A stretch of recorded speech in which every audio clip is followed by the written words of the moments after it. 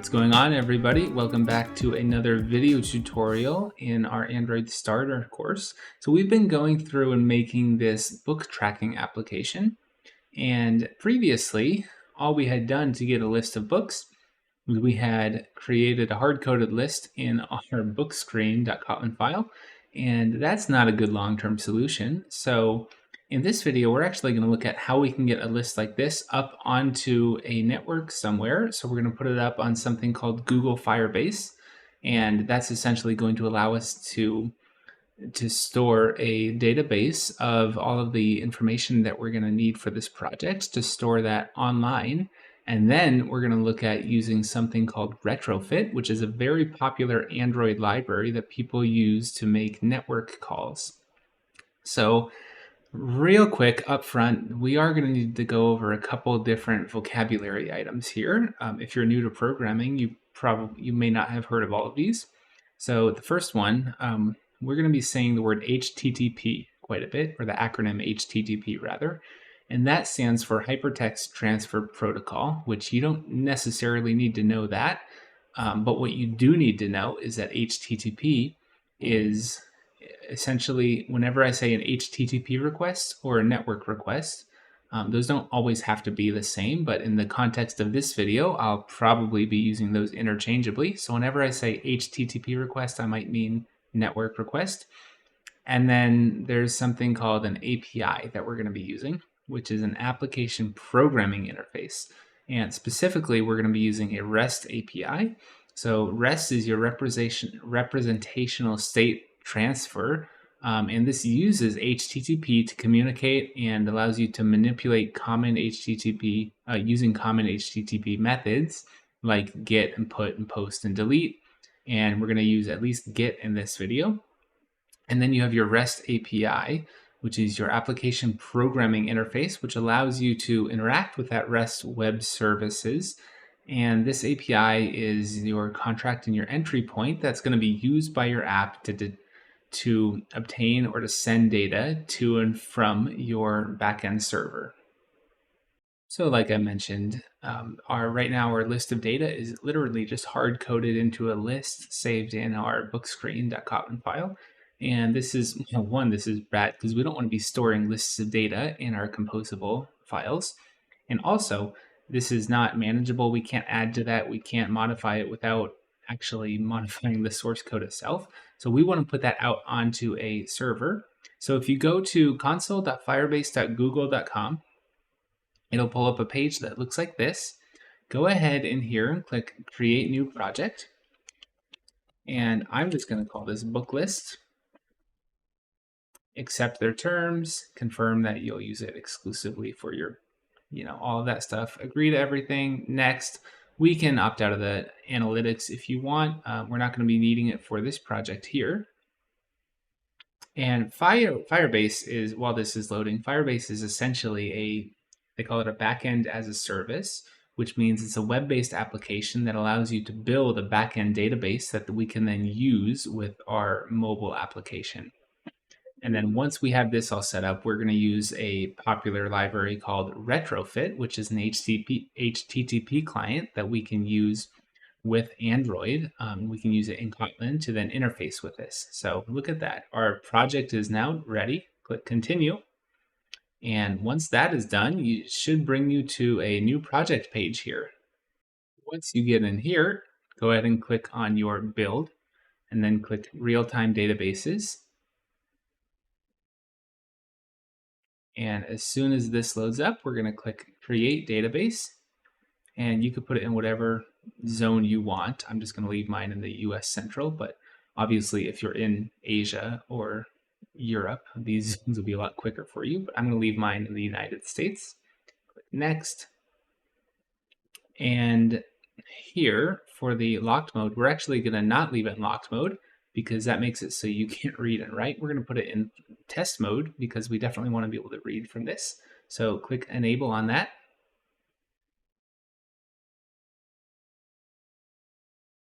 From here, you'll note that up here is actually going to be our URL that we're going to use to access this database later and to make our HTTP calls.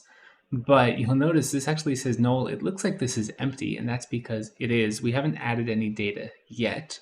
So to do that, if you go on over to my GitHub for this page, and I'll put this link in the description below, I have a file there called booklisting.json, which is this one right there, or booklist.json rather. And if you open that JSON file, this is just going to be it's a JSON file that's full of all of the different books that we're just going to import and use in this app for now.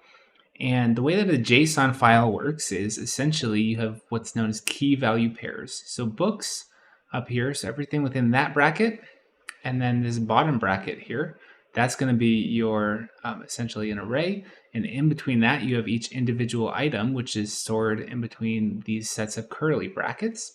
And then each individual item is going to be made up of key value pairs. So the key is going to be the string, and then the value is whatever is on the right side of the colon. So here you have RID, 0, R title, the Fellowship of the Ring, R author, J.R.R. Tolkien, etc. So this JSON file is going to be exactly what we need.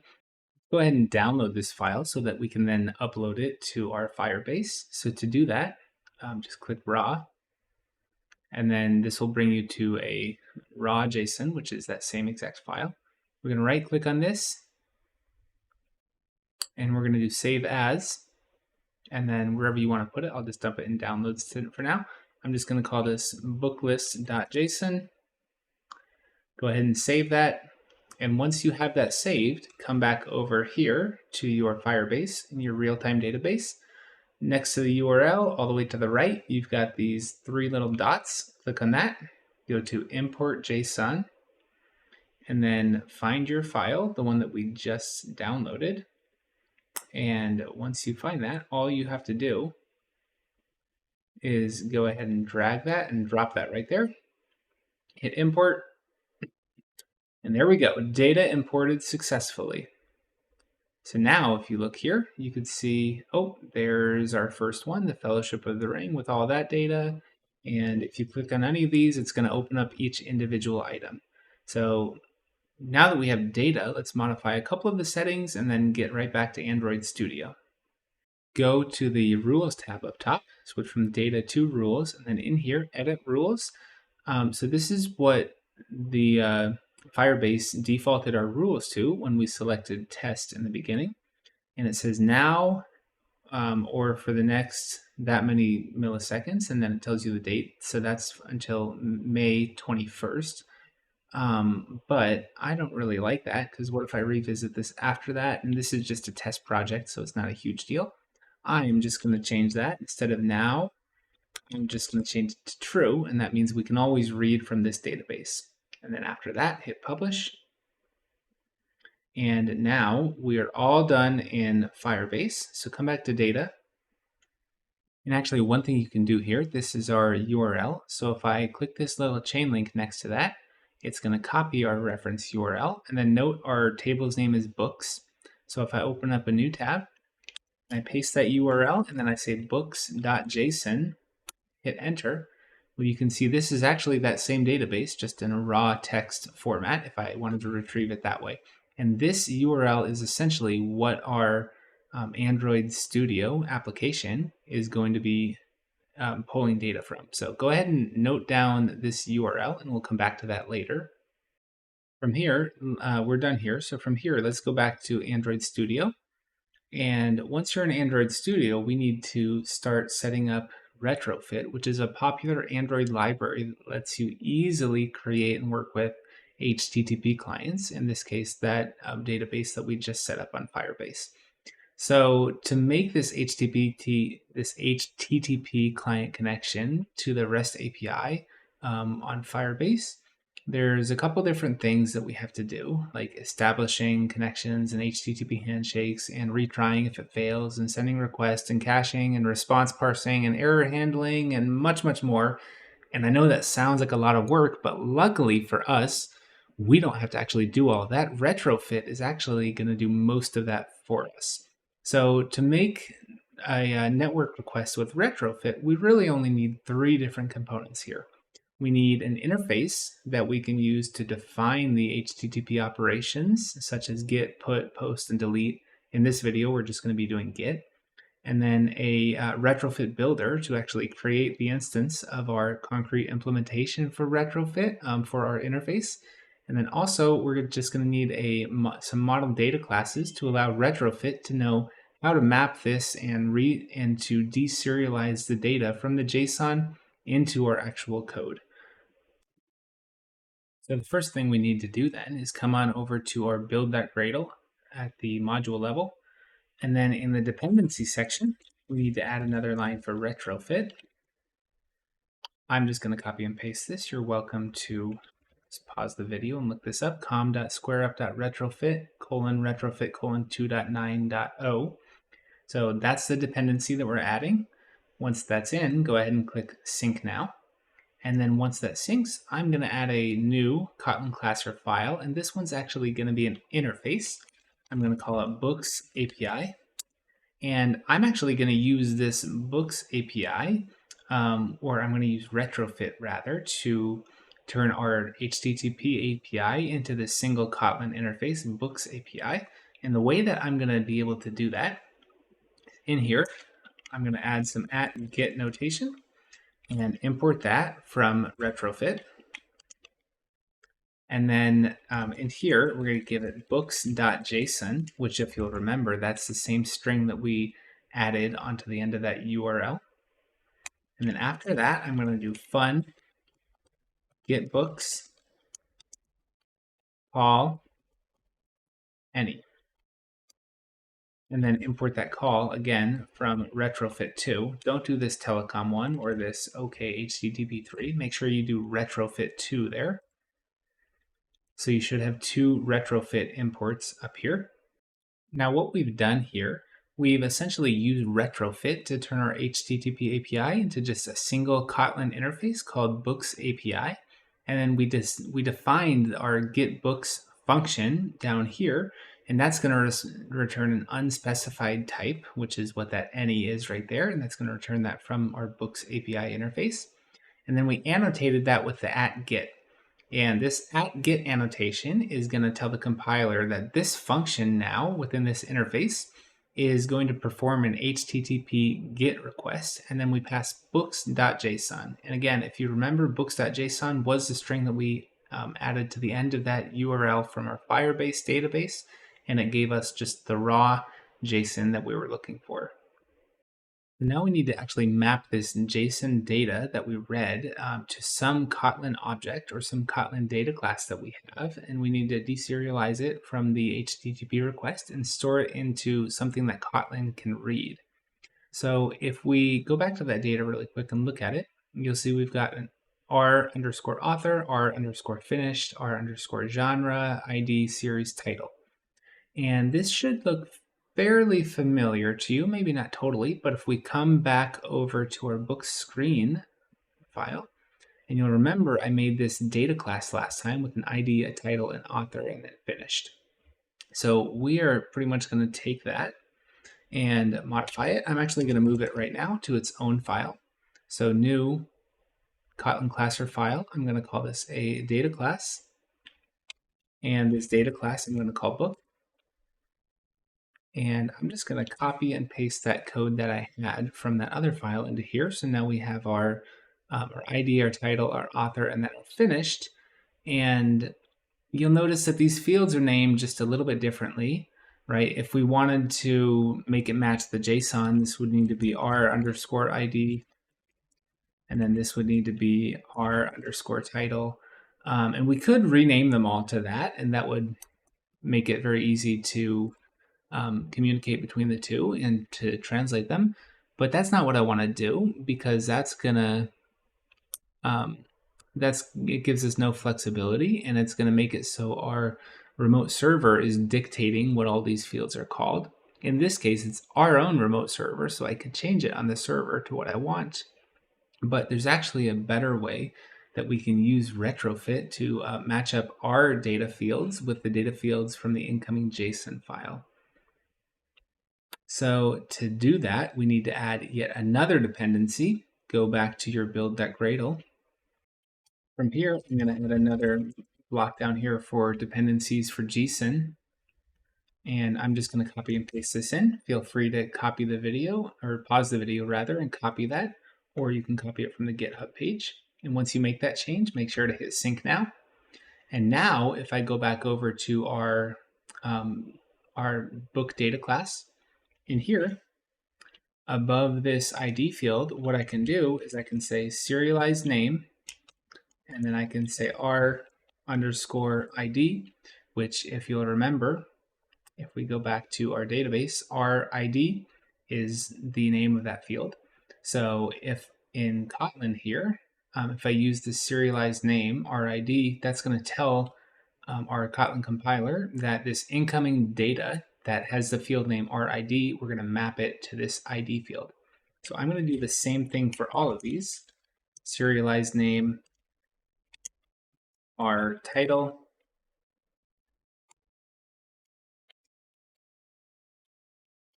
serialized name, our author,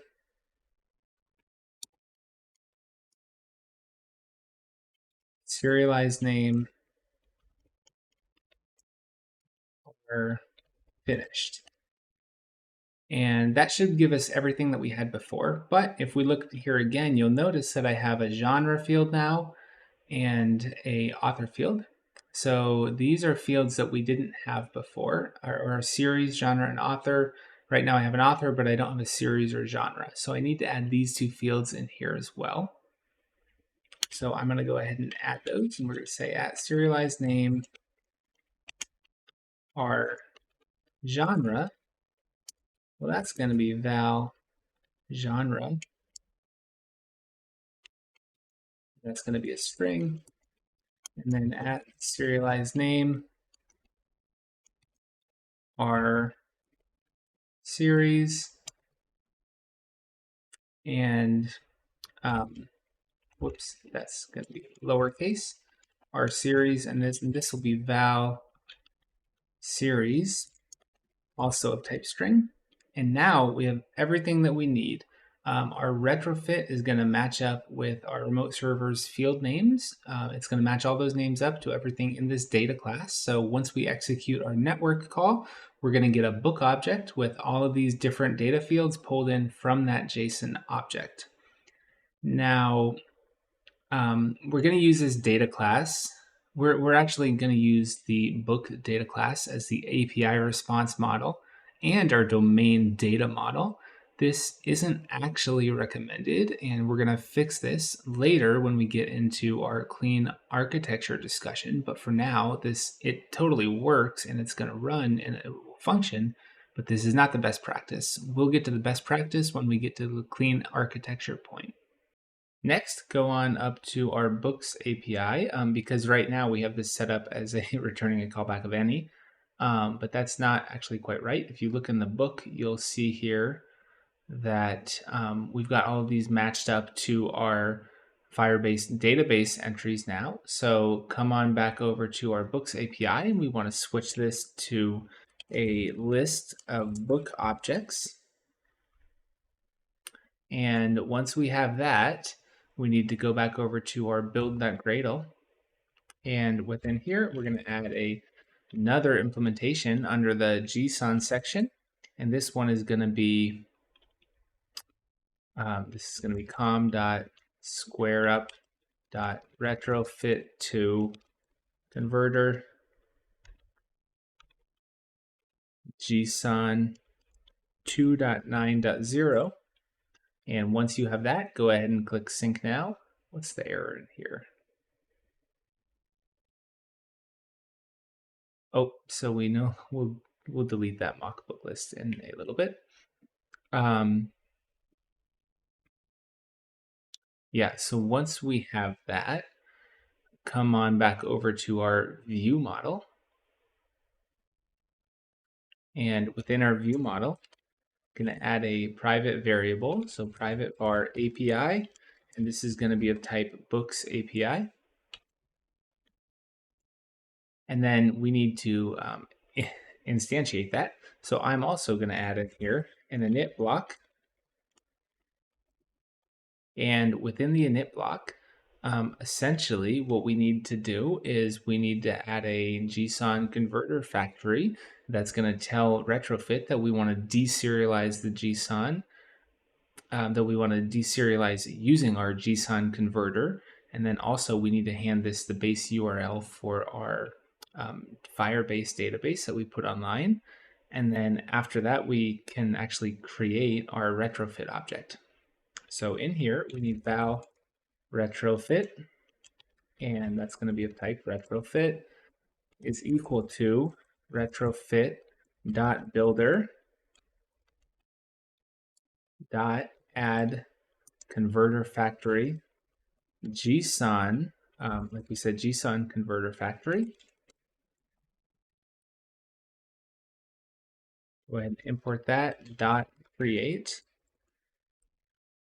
And then after that, we need to hand it our base URL, which we can get from here if you just click this copy reference URL link.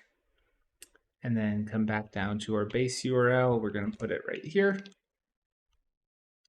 Whoops, put that within quotes. Okay, and then after that, we need a .build on there to actually build it. And then once all of that is done, we can now set our API variable equal to our retrofit.create. And we're going to create that using our books API class.java. Okay, so that's it. What we do is we create this private API variable up here that's of type books API, and then we have to instantiate that, but we don't really have anything to set that equal to. So how we instantiate that is we create a retrofit object using a retrofit builder, and we tell Retrofit that we want to deserialize it using our JSON converter factory, and then we hand it our base URL and hit build, and then finally assign it back to that API variable. So now we can execute our HTTP network request to go ahead and pull that data from our Firebase database. Let's go ahead and do that in our view model. Down here under my init block, I'm going to put a new function in here. I'm going to call it fun get books. And then within, whoops, why do I have double parentheses up there? I don't want that. Okay, so now within the body of this function, we're going to say api.getBooks.execute, which is going to execute that network function .body. So this .body is going to give us a nullable, basically what we have, where was that? In our books API, we're returning a list of books. So this is going to be our list of books that's coming back, and we're going to make that nullable, and we're going to use our .let, which allows us to assign that to a name, which in this case is going to be books. And then within here, I'm going to say state.value equals books.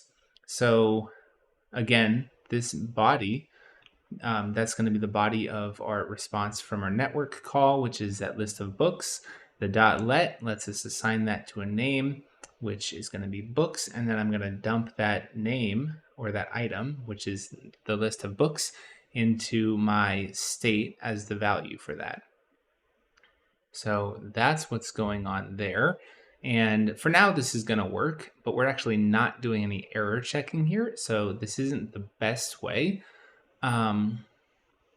Yeah, so basically, in the event that we have a network call failure, this is going to crash our program. So we're going to have to come back to this later, but for now, this will work, assuming you don't have any network errors. So moving on, let's go back to our book screen, and well, actually, one more change here. Right up here, where we're setting our val state equal to a mutable state of mock book list. Let's get rid of that. I said we were going to delete that soon. So since we're pulling from our Firebase database now, we don't need that mock book list anymore. So I am actually just going to set this equal to an empty list of type book. After that, come back on over to your book screen, take this mock book list and delete it. We don't want that anymore. And now we are ready to actually run our network call and see what happens. So come on into book screen here. We've got our view model. So just under that view model, let's do view model.getBooks. And then once you have the .getBooks in there, we need to actually add network permissions to our program, to our app. So come on up into your manifest and open your Android manifest.xml. Now, within here, we essentially need to add the internet permissions here. So let's go ahead and do that right here. You can do uses permission and this top one, internet, and that should be all we need. Now we're ready to test it. Let's go ahead. And oh, wait a second, what is this? So hopefully you, if you're following along this video, you should see the same thing that I see here. And it's a big error that crashed our app. So let's have a look at that. And it says fatal exception main process com.example boot tracker. And then down here, network on main thread exception. What does that mean? So basically in our view model, in our getBooks function, we use the .execute, and this .execute is a method that's going to go out and run an HTTP network request, but we're running this from our main thread.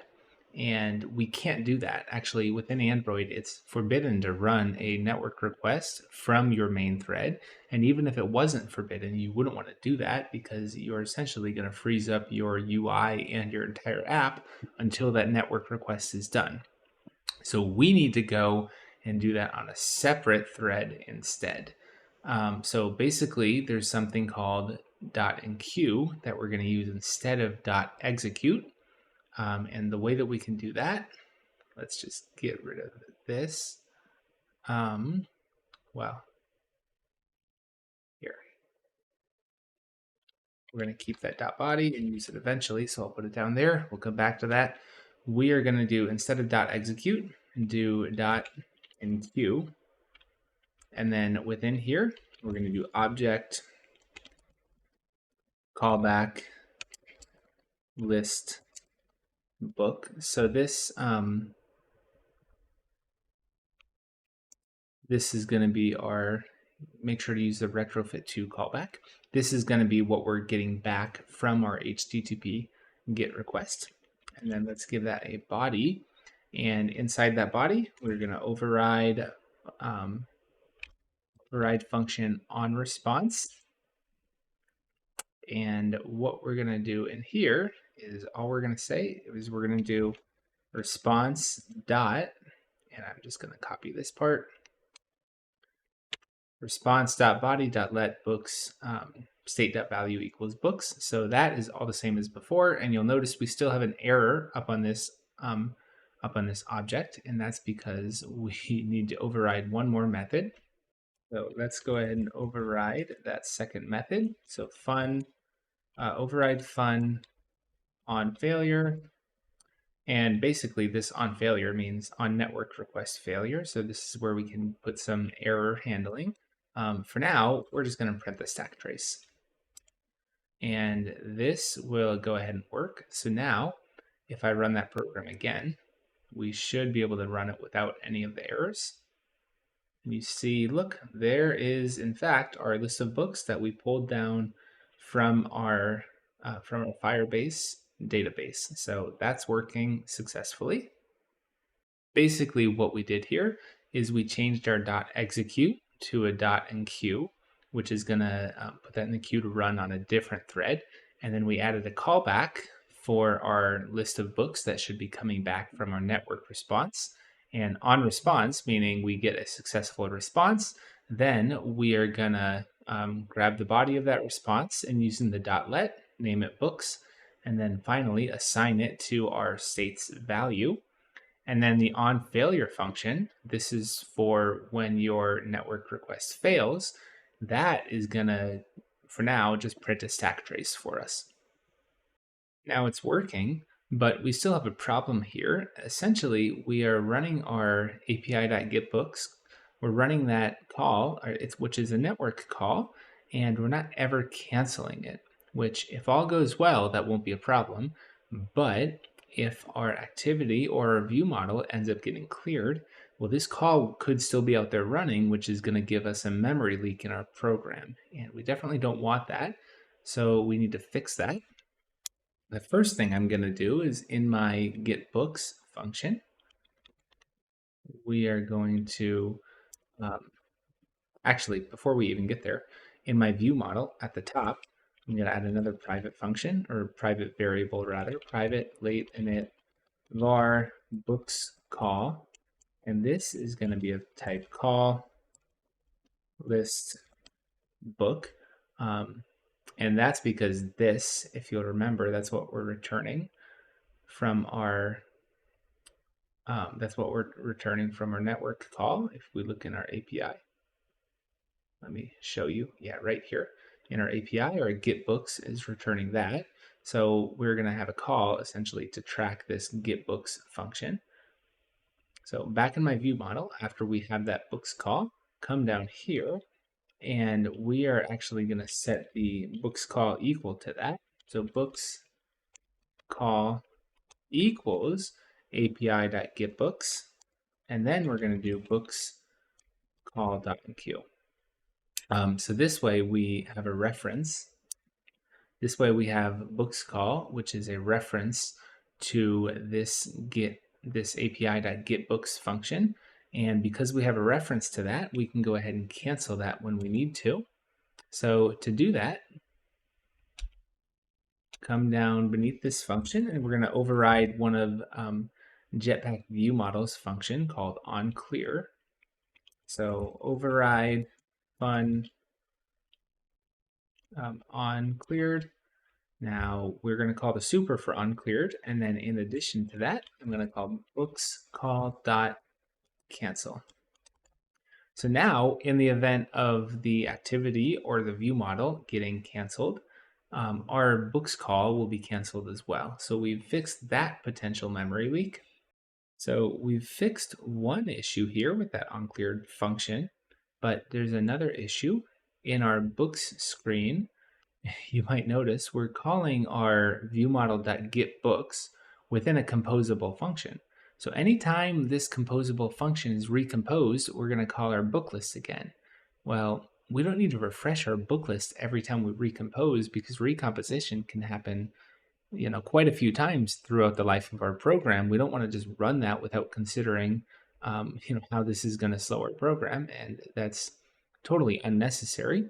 So because of that, because this is actually something that is going to change the state of our application, meaning it's going to change the data that we're pulling from, this we can consider to be a side effect. And side effects should actually happen outside the scope of a composable function.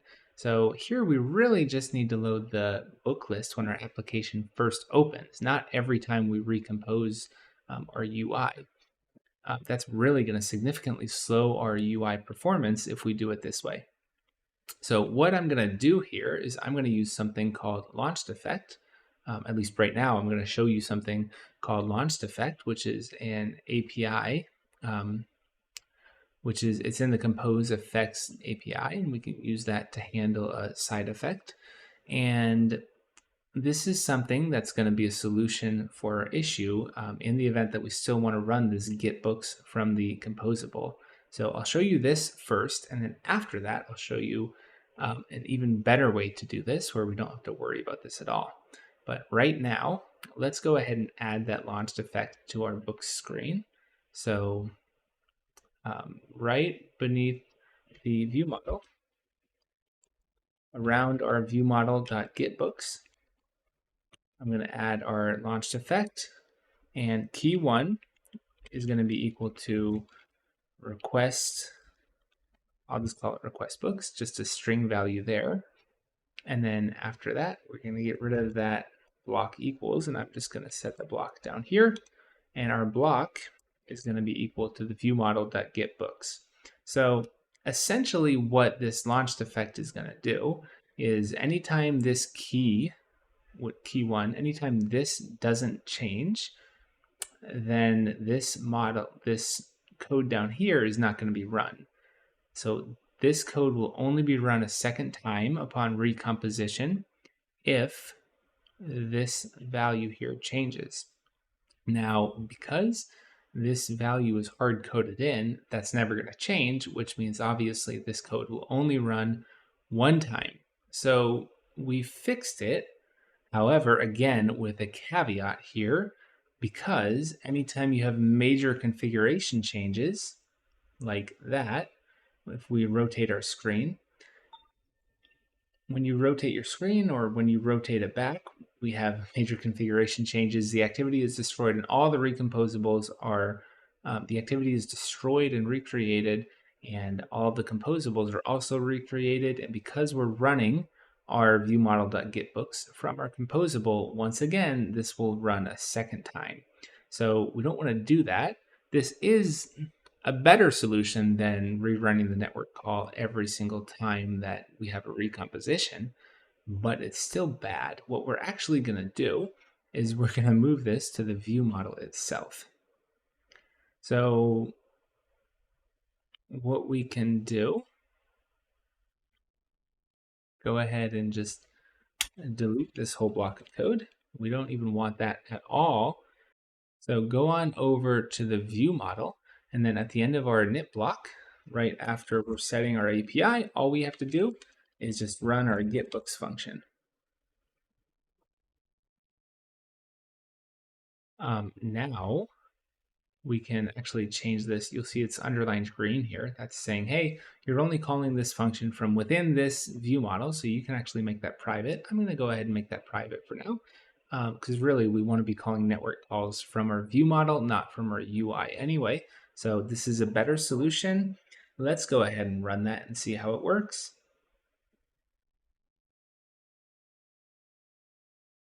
There you have it. And also, upon screen rotation or major configuration changes, this is now still not running that network call a second time. It's only running it on the initialization in the init block of the view model. So this is a better solution. This is what we want. We're not going to have any memory leaks, and we're not going to have any poor performance based on repeated unnecessary network calls. But we do have actually one error still to fix here. So if I click on maybe like a Christmas Carol, or if I toggle the Return of the King, you see that works, and the Two Towers, that's working. The Hobbit works, but if I click on a Christmas Carol, it crashes our app. Well, what's going on there? I'll show you. Basically, we have parameter specified as non-null is null. What does that mean? Well, let's go look back in our database. You look in our books here, you can see we've got an author, a finished, genre, ID, series, and then a title. Now, if I click on number 4, which is what we just clicked on in our app, you can see we have author, finished, genre, ID, and title. So this one, A Christmas Carol, is actually missing the series field. Well, what do you do if you're missing a field? Basically, we need to come back to our book data type here, and we need to change this series. We need to change it from a string to a nullable string so that null is allowed here. So now if I run it, and I toggle the Christmas Carol, you can see that doesn't crash our program anymore because we no longer have null set for the value of the series. So hopefully this video has been helpful for you. We covered how we can communicate with remote APIs using HTTP connections through Retrofit. We created an online database using Firebase, and we used a JSON file to upload data to that Firebase database. We also introduced and showed just very basically how to use Retrofit and how you can make HTTP calls to a server, in this case, our Firebase server. We showed you how to serialize data in our network calls using our, where was that? Yeah, right up here, using our JSON converter. And we also showed you how to fix some problems that you're going to get with both memory leaks and beyond that with unnecessary network calls. So hopefully this has been helpful for you. Join us in the next video and we're going to start talking about coroutines and how we can use coroutines to make our programs perform better and essentially have a better user experience and less lag and quicker performance. So join us then, like and subscribe to our channel, and we'll see you in the next video.